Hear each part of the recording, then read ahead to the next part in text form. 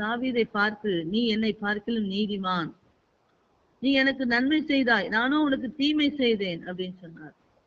அந்த மாதிரி மன்னிக்கும் போது ஸ்தோத்திரம், இந்த மூர்க்கங்களை எல்லாம் விட்டு விலகும் போது, இதையெல்லாம் சகித்து கொண்டு எரிச்சல், மூர்க்கம், கோபம், இந்த கொடூரமான செயல், அந்த செயல்களை எல்லாம் நம்ம தவிர்க்கும் போது எதிராளி வந்து நம்மை என்ன சொல்லுவான்னா வாழ்த்து சொல்லுவான். எதிராளியானவன் நம்மை ஸ்தோத்திரம் எதிர்த்து வருகிற, துரத்தி வருகிற அவனை கொண்டே கர்த்தர் என்ன சொல்லுவான்னா நல்ல வார்த்தைகளை சொல்லும்படி செய்துவார். நமக்கு விரோதமாக கலகம் பண்ணுகிற, செய்வனை செய்கிற, வினை செய்கிற அவர்களுடைய நாவை வைத்து ஆண்டவர் என்ன செய்வார் என்றால், கர்த்தர் ஸ்தோத்திரம் உனக்கு ஸ்தோத்திரம், அவர் என்ன சொல்வாரு, நான் உனக்கு என்ன நீ நீதிமான், நீ எனக்கு நன்மை செய்தார், நானோ உனக்கு தீமை செய்தேன் அப்படி சொன்னார். நீதிமான் என்று சொல்லும்படி வைப்பார். என்ன நடக்கும் அப்படின்னா, அச்சுடைய பிள்ளைகள் இவ்விதமான அந்த பாதையில நடக்கும்போது, இந்த செயல்களை எல்லாம் நம்ம தவிர்க்கும் போது, மூர்க்கம், கோபம், எரிச்சல், கசப்பு, வெறுப்பு இவைகளெல்லாம் நமக்கு தள்ளி விட்டு, இதெல்லாம் ஒரு மனிதனுக்குள்ள உள்ளிருந்து வரக்கூடிய இயல்பு நிலை. நமக்குள்ள ஒவ்வொரு மனுஷனுக்குள்ளேயும் மனுஷிக்குள்ளேயும் வருகிற செயல். அப்ப இந்த இயல்பாக வருகிற காரியங்களை எல்லாம் நம்ம தவிர்க்கும் போது நம்முடைய வாழ்க்கையில என்ன நடக்கும்? அப்ப எப்படி தவிர்க்க முடியும்? ஆண்டவரோடு அன்பு வைத்துக் கொள்ளும் போது, ஆண்டவரே தஞ்சம் என்று இருக்கும் போது, கர்த்தரையே நம்பி இருக்கும் போது அந்த செயல்கள் நமக்குள்ள தானாகவே உருவாகும். இது தாவீதுக்கு அப்படித்தான் வந்தது.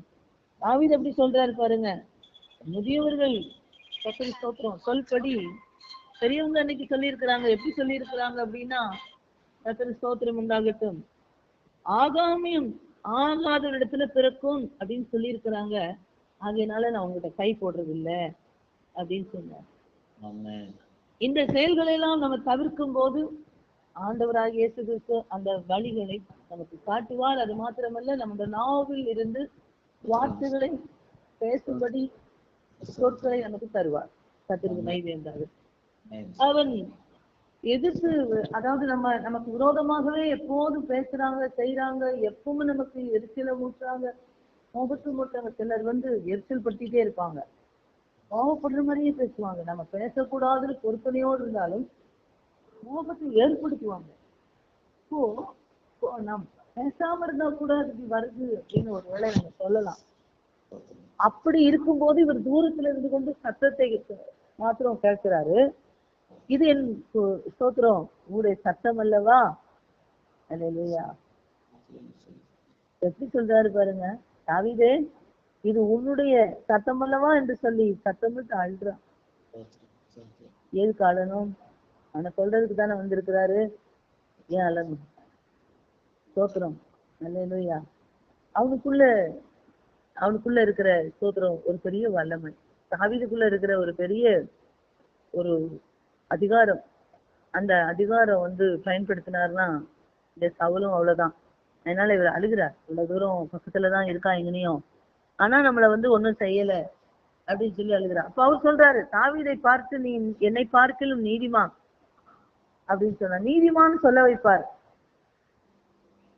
ரெண்டாவது என்ன சொல்ல வைப்பாருன்னு பாருங்களேன். கர்த்தருக்கு மகிமை உண்டாகட்டும். 19வது வசனத்தை வாசிங்க.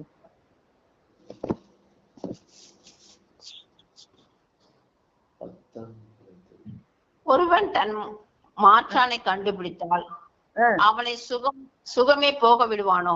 இன்று நீ எனக்கு செய்த நன்மைக்காக கர்த்தர் உனக்கு நன்மை செய்வாராக. ரெண்டாவது என்ன சொல்றான்? உனக்கு கர்த்தர் நன்மை செய்வாராக. எப்படி வாழ்த்து சொல்றா பாருங்க. ஒருவன் யாராவது எதிராளியை பார்த்தா, மாற்றானை கண்டா, அவன் கண்டுபிடிச்சிட்டானா சுகமா விட்டுருவானா? விடமாட்டானே. நீ என்னை பார்த்து என்ன ஒண்ணும் தொடல, எனக்கு ஒன்னும் சேதப்படுத்தல, எனக்கு தீங்கு செய்யல, அதனால அவன் வாழ்த்து சொல்றான், கர்த்தர் உனக்கு நன்மை செய்வாராக. முதல்ல நீதிமான், நீ நீதிமான் அப்படின்னு சொன்னார். கர்த்தருக்கு மகிமை உண்டாகட்டும். என்னை பார்க்கிலும், அதான் அவர் சொல்ற, ஒரு ராஜா சொல்றாரு, என்னை பார்க்கிலும் நீ நீதிமான். ரெண்டாவது கர்த்தர் உனக்கு நன்மை செய்வாராகன்னு சொல்றார். மூணாவது அடுத்த வசனத்தை வாசிங்களேன். நிச்சயமாக நீ நிச்சயமாக ராஜாவாய் இருப்பாய் என்றும் இஸ்ரவேலின் ராஜாபாரம் உன் கையில் நீவரப்படும் என்றும் அறிவேன். மூணாவது என்ன சொல்றாரு? 1 சாமுவேல் 24:19 வாசிக்கிறோமா? அதாவது மூணாவது என்ன சொல்றாரு? நீ நிச்சயமாக ராஜாவா இருப்பான்றாரு. ஒரு ராஜா அவருடைய ஸ்தானத்தை சொல்றாரு பாருங்க. நீ நீதிமான் சொன்னாரு. 2வது கர்த்தர் உனக்கு நன்மை செய்வாராகன்னு சொன்னாரு. 3வது என்ன சொல்லுகிறார்? நீ நிச்சயமா சொல்றேன், நீ ராஜாவா இருப்பான்றாரு பாருங்க. ராஜாவா இருப்பாய் என்றும் இஸ்ரவேலின் ராஜ்யபாரம் உன் கையில் நிலைவரப்படும் என்றும் அறிவே. இவருக்கு அத்துப்போச்சு, நீதான் இனி ராஜன். ஏன்னா அந்த தகுதி உன் இடத்துல இருக்கு. ஒரு ஸ்தோத்திரம், ஒரு கொடூரமானவனை மன்னிக்கிற தகுதி உனக்கு இருக்குது. கொலை செய்ய வந்த ஒரு மனிதனை சமாதானப்படுத்தக்கூடிய ஒரு நிலை உன்னிடத்துல காணப்படுகிறபடி அந்த இஸ்ரவேலுக்கு நீதான் இனிமே ராஜா. கர்த்தருக்கு மகிமை உண்டாகும். என்ன நடக்கும்? இவைகளெல்லாம் நீங்க சொல்ற மாதிரி நான் எல்லாம் எனக்கு அப்பப்போ எரிச்சல் படுத்துறவங்களாதான் வர்றாங்க. எரிச்சல் பண்ணுன்றாங்க, கோபப்படுத்துறாங்க. என்னது கோபத்தோடு நான் கோபப்படக்கூடாது அப்படின்னு சொல்லி எவ்வளவோ